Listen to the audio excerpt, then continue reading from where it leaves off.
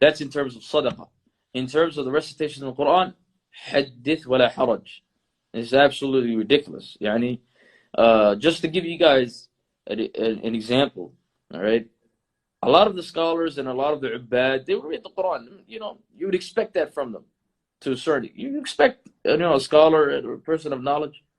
But what about a Khalifa, the leader of the Muslims, a politician, Al-Walid ibn Marwan ibn al-Hakam, who ruled for 10 years, from the year 86 to the year 96.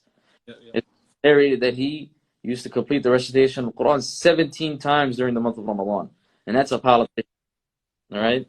That's somebody who's not even, known to be representing the deen. That's how they were from the pious predecessors. It went from up, down, from the leader of the Muslims all the way down. Everybody was focused on Ramadan. You could tell the difference. You pull up to any city, any Muslim city, and you don't know what month it is. You can tell the difference between Ramadan and another month just by its vibe. All right, that's in terms of the qira'at al-Quran. And it's been narrated that Shafi'i complete the Quran 60 times. And then Sa'id ibn Jubayr used to complete the Quran 15 times every 2 nights. And then Imam Bukhari, rahimahullah, he would have 2 separate khatmas. One khatma would be every 3 nights. All right, and another khatma would be every single night, to finish the Quran 40 times during the month of Ramadan. All right, that has been narrated from some of the Shaykh of Ibn Majah that he completed the recitation of the Quran 90 times during the month of Ramadan, 3 times a day. And some of you might be wondering, how is this even possible? I can barely on in 1 or 2 days, 3 days.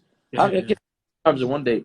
Well, the half of mutqin, all right, is if he doesn't take a break, he can complete the recitation of the Quran in about 7 hours. 7 hours, right?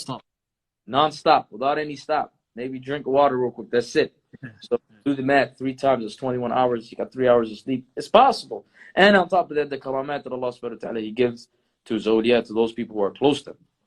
Well, Imam Nawawi rahimahullah, he mentions that it's been narrated, and this is very far-fetched, that one of them used to finish the Quran 8 times. 8 times. Subhanallah. During the day. Now, mathematically, I can't give you a number now.